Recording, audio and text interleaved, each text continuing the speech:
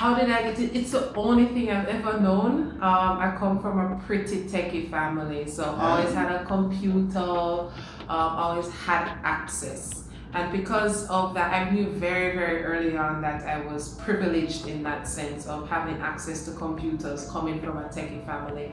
And because of that, I wanted to provide other opportunities for people that didn't have the same access and opportunities as I did. So that's what birthed or inspired YCDI.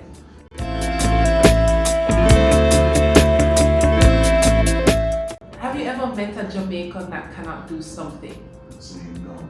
Exactly. So we have this natural, just raw talent and potential in whatever it is that we do.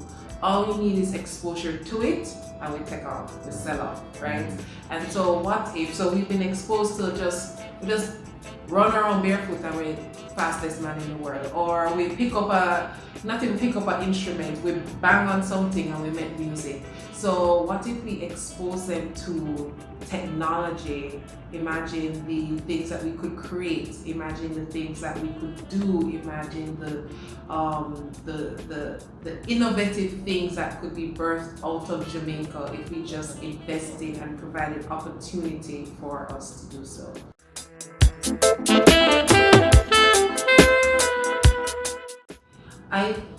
I hope and I strongly believe if we invest in exposure and invest in access and invest in bridging the gap between Jamaicans and opportunities, there's no doubt in my mind that we are head to head with Singapore and those countries that are so small but they are so dominant and efficient because they've capitalized on technology, right?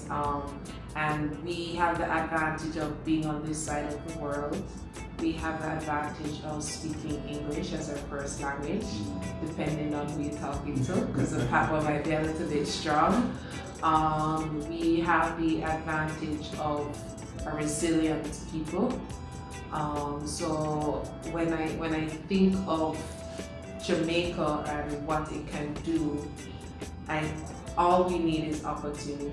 So once you expose them to, wow, I didn't know such a thing existed, and then if you give them access to be able to play around, and then they want to see what else can I do and what else is out there for me to do. But if they didn't even know these things existed for them to do, they can't aspire to do it, right? And so that's why it's really important for workshops like this. All we really wanted to do was pique their interest. And the things that they came up with of creating a little mini game.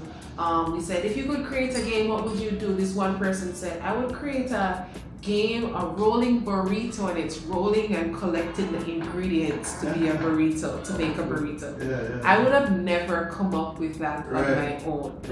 Right?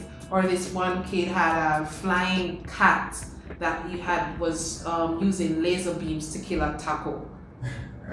Yeah, I actually just saw that. Game. And we don't come up with those things like that. Just so.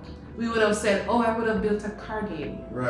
Or I would have built something that we already see. But these kids, young people and their imagination, all we need to do was just expose them to the possibilities and then give them access to be able to do it.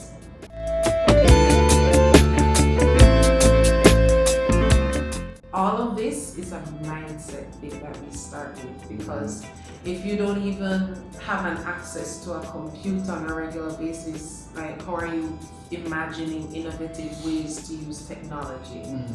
And so first we have to get them used to and comfortable with the technology before they can start imagining what they can do with the technology. Because we spent time helping them type, right? You don't think of innovative ways to use technology if you're not familiar with a keyboard. And so there's a starting point, not to say that it cannot happen, but once you become familiar with technology, I think you start, the wheels start spinning as to what you can do with it.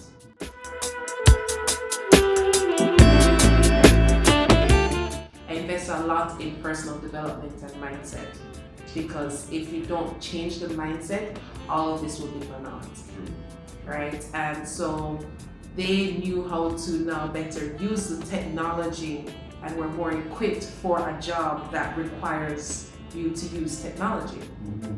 And so it's not limited to tech related to careers, but it is about how do you take advantage of technology for your advantage and to your advantage to become more employable or to become an entrepreneur.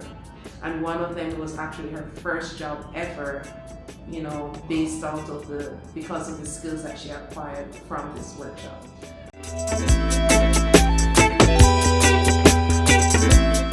If you could create a game, what would you create?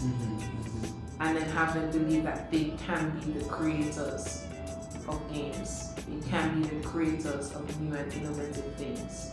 And so it starts with having them believe that they can, and then pushing them to think through what they can do.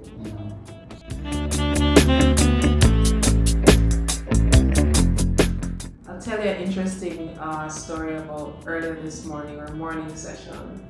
So the morning session with at the primary level, we had, I would say, 5 boys and 5 girls. All of the boys sat on one couch, and all of the girls sat on another couch. And when we just started, whenever we asked a question, the boys were the only ones that were putting up their hand, asking the question, super overly engaged, and the girls were so shy and reserved and wasn't really participating. And then as soon as we got into showing them, they just started to light up, and their minds started going and becoming so creative as to what they could do. And they were like intrinsically more energetic. Wow. Than the boys. Like the boys were like, they had no filter. Right. But the girls were just like in the game, just going and creating and coloring, just even more, like the rate at which they became more creative was faster than the boys. Wow. And that was such an interesting thing to witness, right? So we even asked, hey, boys and girls, do you want to sit together? They said no. Okay. No, girls wanted to sit by themselves and boys wanted to sit by themselves. But to see how quickly the girls became enthusiastic and creative, because at first they were so reserved. It was like, I wanted to hug all of them. At first they were just so reserved, and the boys were just like kind of overpowering. And then, but once they got into what they could do, they just like, oh, can I do this? Can I do that? I'm gonna try this, I'm gonna do this. Come and look at what I am doing, see what I just did. I know you told me to do this, but I did this instead. You know? Which is the best statement I've ever heard, especially when it comes to innovation. Yeah, and so I thought that was, I don't know what it is yet, but it was an interesting thing to witness within an hour.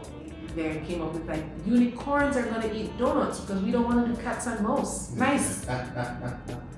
You know? Yeah. And so, because obviously unicorns eat donuts. Of course. I've seen it. I've seen it. You know? And so it was just so interesting to witness like how quickly they just blossomed, or they stepped into their own. They stepped into their own. Wow.